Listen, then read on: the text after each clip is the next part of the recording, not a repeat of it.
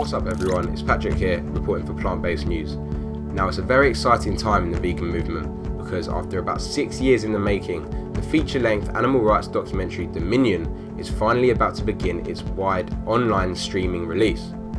Now, as Plant-Based News understands, the film will either be available on Netflix or on the Dominion Movement website to stream. The new film aims to expose the cruelties involved in the animal agriculture industries using high-quality, high-definition footage and narration from some very high-profile vegan celebrities. Now, the film is produced by the Australian animal rights organisation Aussie Farms, who have already screened the film around Australia in various locations. As part of this screening tour, which included speeches from prominent activist James Aspey, they also organised the largest animal rights march that has taken place in Australia to date, which took place on the 28th of April in Melbourne. More recently, Plant-Based News, with the help of Surge, took over the Prince Charles Cinema in Leicester Square for the UK premiere of the film. Now, the film has been having some really strong reactions from these initial screenings, and we'll be showing you some of these reactions later. We've also got an exclusive interview with the director of the film, Chris Delforce, and co-producer Sean Monson. But first up, we're very happy to present the brand new final trailer for the film. Enjoy.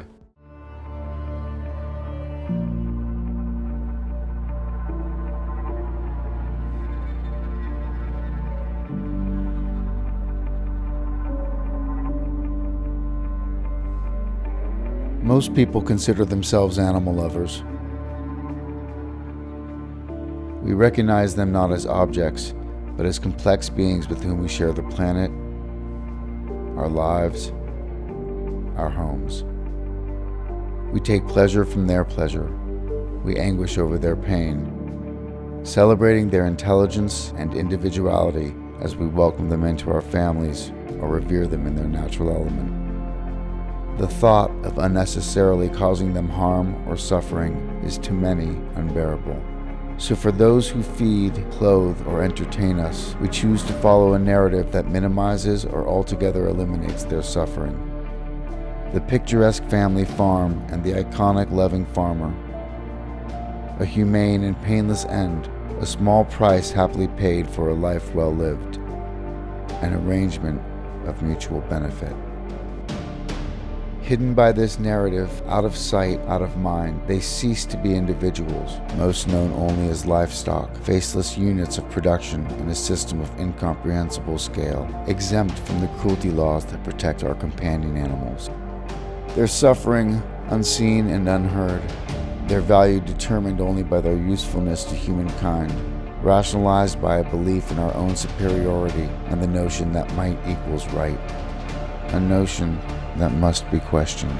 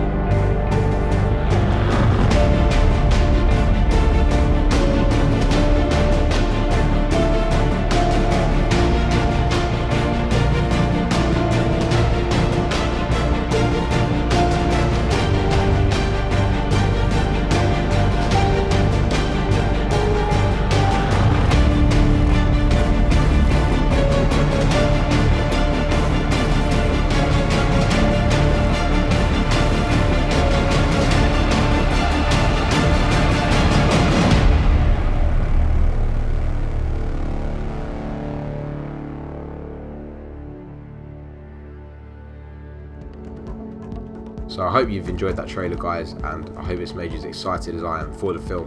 Now, the film is obviously very graphic, it's very brutal, and the graphic nature of the film, as well as the similarities to the 2005 film Earthlings, has led many to dub it as the new Earthlings, and this is very warranted. I've seen the film and it's very much modelled on the same format. Now, if you don't know Earthlings was a 2005 documentary directed by Sean Monson, who's actually the co-producer of Dominion. And it, much like Dominion, aims to expose the abuse that goes on in the animal agriculture industries and the abuse that's inherent in using animals for food, clothing and entertainment. Now, the impact of that film has been immense since it came out. Many vegans, particularly those who are vegan for animal rights reasons, for ethical, philosophical reasons, will credit Earthlings as the reason why they are vegan. And if you haven't seen it yet, it's available on earthlings.com to watch for free. So considering the impact Earthlings had with such a limited release and with low quality footage, without Netflix or anything like that, it makes me very excited thinking about the potential impact Dominion could have with its high quality footage, celebrity narration, etc. So check out this clip of Chris Delforce, the director, from our interview, talking about the impacts he thinks the film could have, as well as the graphic nature of the footage used in the film. I think it has potential to make a huge impact. The problem is going to be getting people to sit down and watch it. If we get them to watch it, I think it's undeniable, it's unquestionable.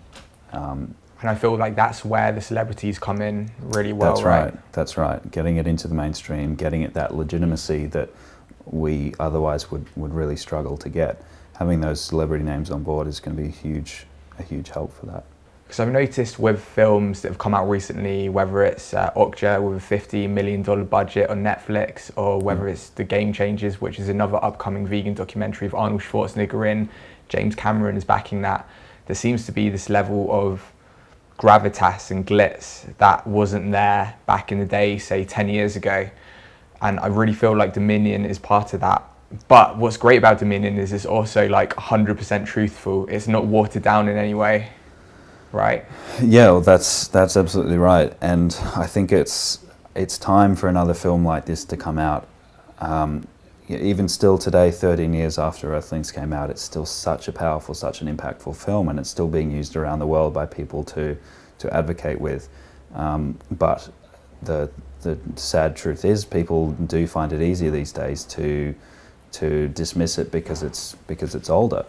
They think it's not relevant anymore. So I think it's time that something new came out with very recent footage, especially in Australia, but I've definitely realised that this is something needed globally as well. How graphic is it? Is this hardcore truth that you're putting out? A lot of it is pretty graphic. There are some slaughter scenes that, I don't pull any punches. The truth of what's going on is very graphic, it is very horrible, and I'm not going to try and water that down. I feel that's doing an injustice to the victims. I'm not going to blur the footage, I'm not going to gloss over it. It's just kind of the raw truth of what's happening. And a lot of the time that may be an animal in a cage, clearly going insane or suffering from any number of health or mental conditions. And other times it is right there in the slaughterhouse with hidden cameras, just showing, maybe it's showing animal after animal who hasn't been stunned properly and they're getting their throats cut open while they're fully or partly conscious. They're feeling and seeing and hearing all of it. And are you predicting that people say, oh, that's only in Australia? What are you going to say to those people? I think that would be quite a funny turn of events, in that it's the myth that we've had in Australia for so long that we're the best ones, and that just to turn that around and have other countries say, oh, well, at least we're not as bad as Australia, I think that would be quite a funny outcome. But I have tried to, throughout the film, make it globally relevant by having statistics and information relevant to other countries, and the intro and conclusion are very much, they relate to how we as a species interact with animals, rather than we as Australians. So it's very much looking at humankind, just kind of filmed in Australia but with the global message. Now, I attended the UK premiere of the film, and many people walked out, many people were crying. I, for one, found it very difficult to watch. I actually struggled to breathe at times. I definitely had to look away a lot of the time. Now, many people might be wondering what kind of impact the film has had on the director, Chris himself. I've become very desensitized to the graphic imagery. There's not much these days that kind of riles me up. It's great when there is. It reminds me that I'm still human, to be able to see these things and still get upset by them. A lot of the time I can see it's just these really awful things and I feel nothing. I'm completely blank. And you kind of have to be that way to go through so many hours and hours and hours of this footage and somehow pick out which individual stories you're going to tell in what is already a long film. And there's just so many examples of the same thing happening, and it becomes very arbitrary, choosing, all right, I'm gonna show the world what happened to you, and all these other ones I'm just going to ignore, I'm just going to leave out. Now, one of the reasons to be really, really excited about this film is the star-studded cast of celebrity vegan narrators, consisting of actor and Earthlings narrator Joaquin Phoenix, international pop sensation Sia, Stranger Things star Sadie Sink, cosmetics entrepreneur and tattoo artist Kat Von D, and lastly acclaimed actress Rooney Mara. Check out this clip where director Chris and co-producer Sean Monson talk about how they, as such a small independent film, managed to get such a star-studded cast of narrators. While I was putting the film together, I narrated the whole thing myself. It is it's narrated throughout to explain to the viewers what's happening, because a lot of the time it's not clear to someone who doesn't understand how these systems, how these places work. So there is narration throughout. We've been trying for quite some time to get narrators on board, and I'm absolutely stoked to be able to say that we've got Joaquin Phoenix and Rooney Mara on board, and Sia, I can announce as well, we've got them on board as narrators too. Yeah, I mean, we tried to go through all the normal channels. We tried to go through publicists and agents, contacting a fairly wide number of people who I thought would be great names to have on the film, and it just didn't work out. But as in, they just didn't reply? A lot of the time they didn't Right. reply, or because, you know, it's an independent, very small budgeted film. We can't offer large amounts of money, and as soon as you mention that, you know, agents and publicists tend to not be interested. So it was very hard to even get the message to celebrities in the first place. I was always confident that if they could see the footage, they'd realise just how important this is and come on board. Because they are themselves vegan, right? Yeah, we were mostly, maybe 90% approaching vegans, Right. outspoken vegans even.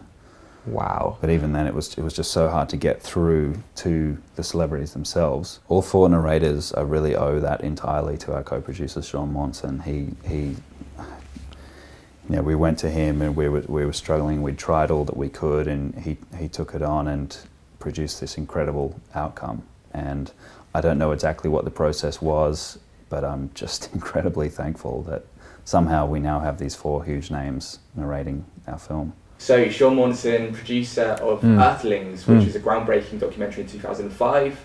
13 years later, you're now co-producing Dominion. Tell me about that. So before I even read Chris's script, all the narration, I saw some of this footage. He sent me, watch this 15 minutes, watch this 30 minutes, watch this 20 minutes.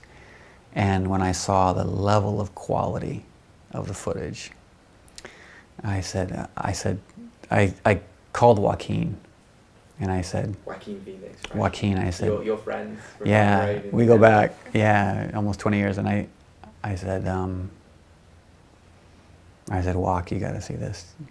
You have to challenge people to watch it. You have to challenge people to watch it, because it is unrelenting. Look, if the documentary film is the non-fiction film,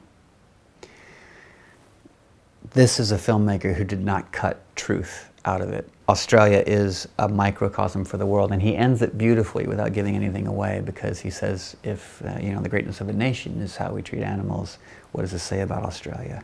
What does it say about America? What does it say about Spain? He's got to take you around the world. Now, Dominion and Earthlings before it are really unique documentaries in the sense that nearly all the footage used in the film was obtained by undercover investigations. In this clip, Chris talks about the challenges he faced while trying to obtain this footage, including an incident where the police actually raided his house, and how this affected him going forward with the Dominion project. Let's talk about the actual process of getting this footage. How did he get into these places?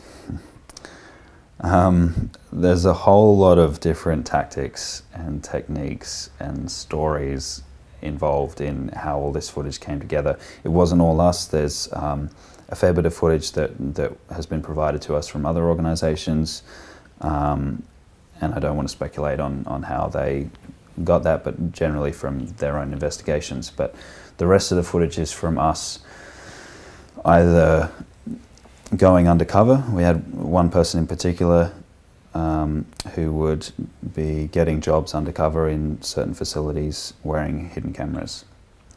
Other times it was a matter of sneaking into these places in the dead of night with a handycam or with hidden cameras to place that would record for a day or 2 days at a time, keep swapping them over, get a week of footage and be able to see what's happening in this place when nobody thinks the cameras are rolling. How was that? Definitely when you first get started doing that kind of thing, it's terrifying, and you've seen what these people who own these places are capable of doing to animals, and it's not a far stretch to think they could do that kind of thing to you as well. If they catch you on their property, they've got guns, they're not afraid to use them. Right, so it's not actually the fact that obviously the animals here are the victims, right, and that's what you're going in for, but you're saying like you actually felt in danger. You're exposing things they didn't want you to expose, and anything could happen to you. Absolutely, it's an incredibly dangerous thing to do, and anyone who is thinking about doing it, please don't take it lightly. It's an extremely serious and dangerous thing. People have been hurt doing it. But then, of course, there's the fact that you're going to see some horrible things and have to deal with those and not really be able to talk about them to anyone, because what do you mean? The nature of doing this kind of work is you have to keep it secret, because otherwise you end up getting your home raided by police, like I did. You have to take a lot of precautions, and it's okay, I think, for me to talk about it generally, but I can't get into specifics. I was going to ask about the police raiding your property. What was that about? What happened? So about 6 months after I released Lucent, and I had a website with about 40 different pig farms on it, and footage and photos from inside. I had a knock on my door one morning in South Australia, and there were about 12 police officers there who came in with a search warrant and spent several hours just going through all of my stuff and taking most of it. They took computers, hard drives, filming equipment, footage, anything and everything that seemed interesting to them.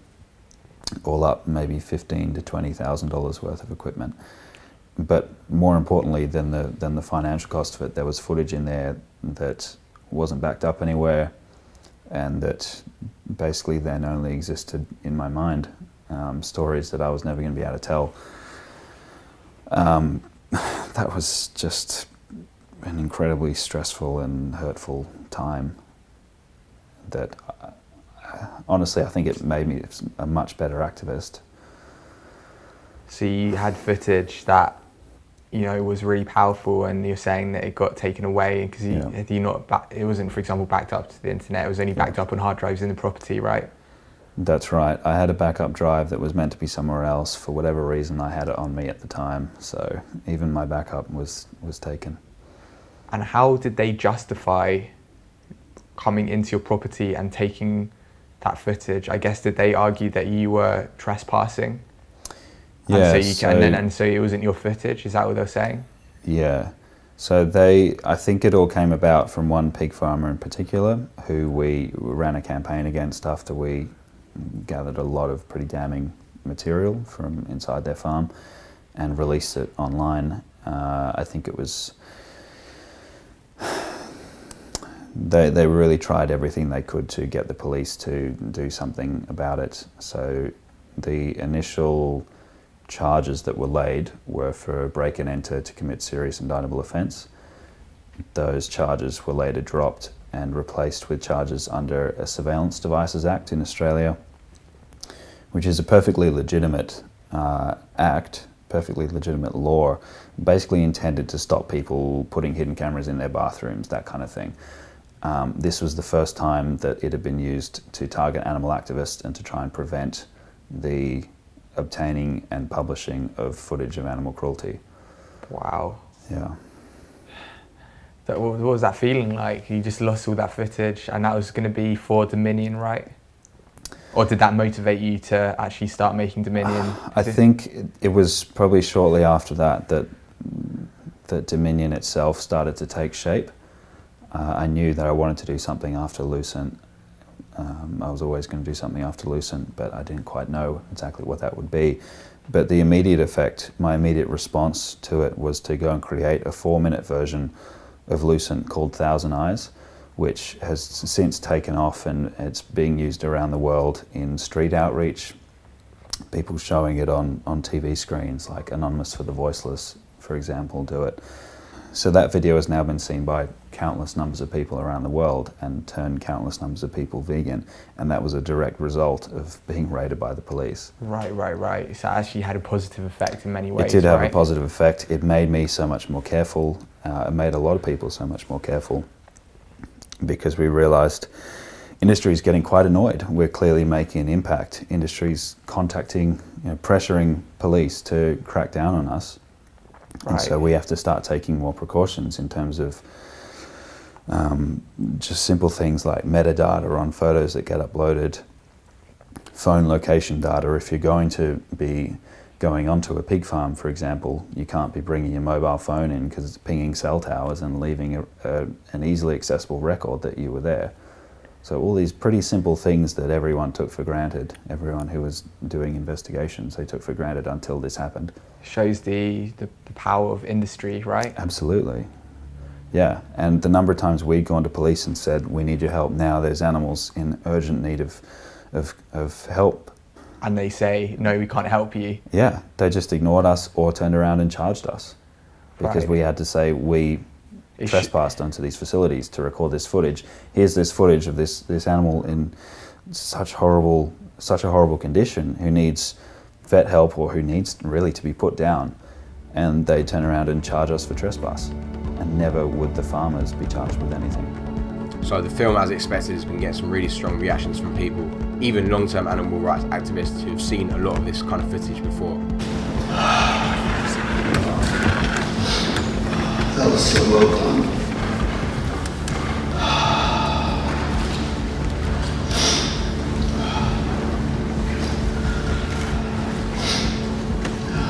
Sorry.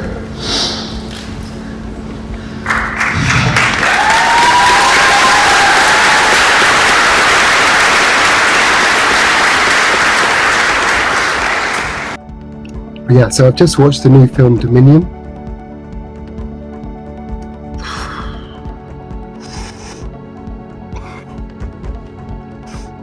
This is just real raw right now, just very, very raw.